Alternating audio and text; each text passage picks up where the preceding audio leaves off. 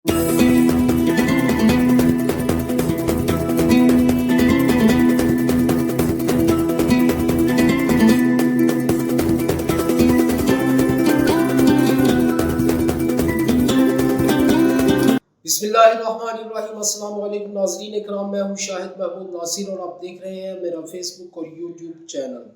नाज़रीन इकराम, 48 घंटों के अंदर अंदर 48 से भी कम घंटे अब रह चुके हैं।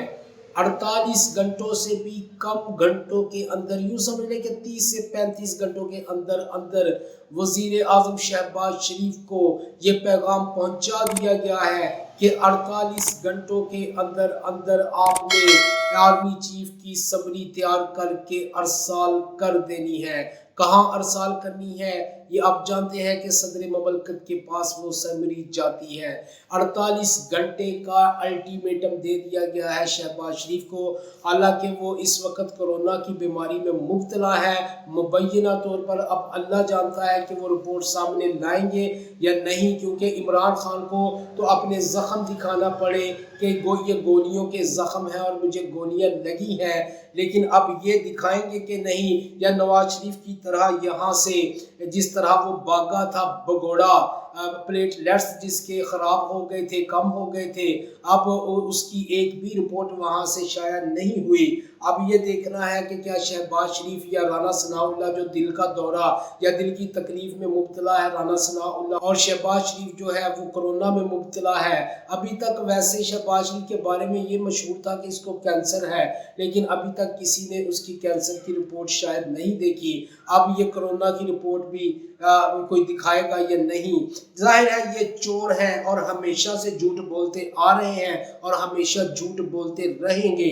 अगर सच्चे हैं तो सामने लाएं वो रिपोर्ट से जो ये जाहिर करें कि इसको कैंसर भी है और इसको कोरोना भी है, और राना सनाउल्लाह भी अपनी रिपोर्ट सामने लाए। जिस तरह इमरान खान ने अपने जख्म खोल कर दिखा दिए, ये भी हिम्मत करें। नहीं दिखाएंगे क्योंकि ये झूठे हैं और ये हमेशा बहाने बनाते हैं, और उस मौके पर बहाने बनाते हैं जब इनको ज़रूरत होती है कि थोड़ी देर के लिए वो पसे पर्दा चले जाएं, इसमें ही इनकी बचत हो, तो इसलिए वो पसे पर्दा चले जाते हैं। नाज़रीन इकराम, मैंने कल आपको बताया था कि बिलावल जरदारी ने अदारों पर भौंकना शुरू किया और यहाँ तक उसने कहा कि अदारे अपनी हदूद में रहकर काम करें। जो अक्सर वो डायलॉग बोलता रहता है कि अदारे अपनी हदूद में रहकर काम करें, तमाम अदारे अपनी हदूद में रहें, ये करें वो करें। और अब इनको कोई ये पूछे कि बिलावल साहब, चूँकि नाज़रीन इकराम जिस बात का तज़किरा मैं करने जा रहा हूँ इसकी बहुत सारी तफसील मेरे पास है,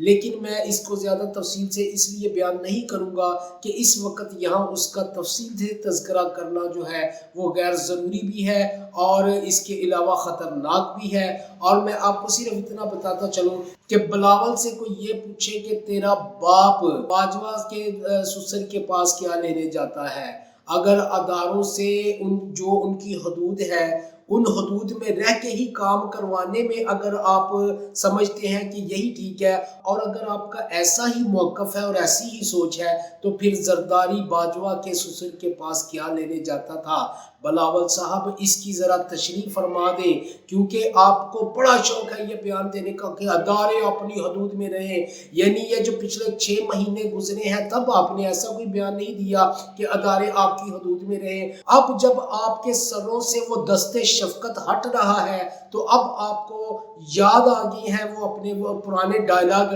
के इदारे अपनी हदूद में रहें। तब बात करते जब अदारों ने अपनी हदूद फलांग कर आपके सरों के ऊपर दस्ते शफ़क़त फरमाए थे, तब आप बात करते कि अदारे अपनी हदूद में रहें, तो फिर अच्छा लगता। लेकिन अब वो दस्ते शफ़क़त हट रहा है और अब आप भौंक रहे हैं, तो अब इसका ना कोई सुनेगा ना आपके इस बयान की कोई वैल्यू होगी। नाज़रीन इकराम, वज़ीराबाद में जहां इमरान खान को गोली लगी वहां एक शख्स शहीद हुआ जिसका नाम मुअज़्ज़म गोंदल था।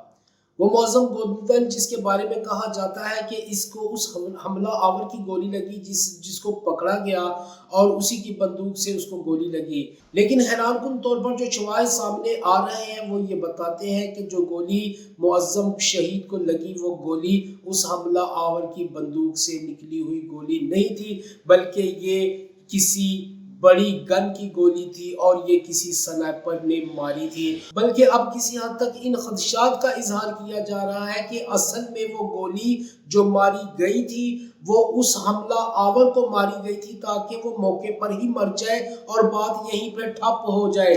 लेकिन चूंकि मुअज्जम भी उस वक्त बिल्कुल उसके करीब आ गया था, इसलिए उसको मुअज्जम को गोली लग गई और वो हमला आवर बच गया। और इसलिए बचा कि अल्लाह ने इन सब के पोल खोलने हैं जिन लोगों ने इमरान खान पर हमला करवाया और इमरान खान को मारने की कोशिश की।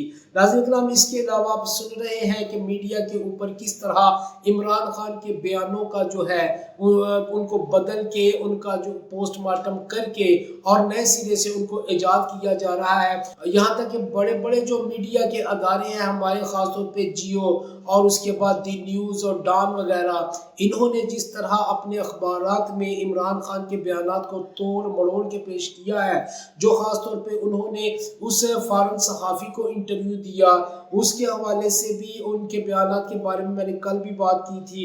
और अब इमरान खान के एक ऐसे बयान के ऊपर जो उसने अमेरिका के हवाले से इमरान खान ने बयान दिया था, उसको भी बुरी तरह तोड़ मरोड़ कर अपनी मर्जी का बना के पेश किया जा रहा है। और फिर एक सहाफ़ी है सदानंद, उनकी भी एक आर्टिकल छपा जिसके अंदर उन्होंने मुख्तलिफ किस्म की इमरान खान के हवाले से गुफ्तगू की। उन बातों को भी इस तरह से बदल कर इन्होंने अपने आर्टिकल्स में या अपने अखबारात में शाया किया कि उस बेचारे सहाफ़ी को उसी तरह जिस तरह उस खातून सहाफ़ी के बारे में मैंने आपको बताया था कि उसने भी तंग आके आखिर में ट्वीट किया कि मैंने ऐसी कोई बात नहीं की जो मुझसे मंसूब की जा रही है, या इमरान खान के हवाले से ऐसी कोई बात उन्होंने इंटरव्यू में नहीं की जो उनसे मंसूब की जा रही है। और इसी तरह इस सदानंद जो सहाफ़ी है, इन्होंने अपने आर्टिकल के हवाले से क्लियर किया कि भैया मैंने ऐसी कोई बात नहीं की, क्यों पाकिस्तान का मीडिया इस कदर फजूल किस्म की हरकत कर रहा है कि मेरी लिखी हुई बातों को इस तरह तरोड़ मरोड़ कर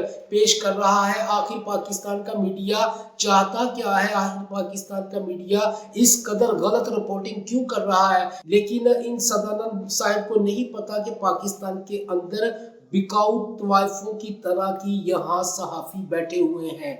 ये सहाफ़ी नहीं है, ये तवाइफे हैं बाजार में बैठी हुई, जिनको आप जब चाहे जिस कीमत पे चाहे खरीद सकते हैं। ये वो लोग हैं घटिया और जलील किस्म के लोग, हर अपनी बात के ऊपर जलील होते हैं, लेकिन उसके बाद फिर उससे बड़ी बात निकाल के ले आते हैं, उसके बाद एक बड़ा झूठ निकाल के ले आते हैं। इस कदर ये जलील और कमजर्फ लोग हैं। नाज़रीन किराम, अगली वीडियो में नई खबरों के साथ दोबारा हाजिर होता हूँ। तब तक के लिए अल्लाह हाफिज़। नासिर पाकिस्तान जिंदाबाद।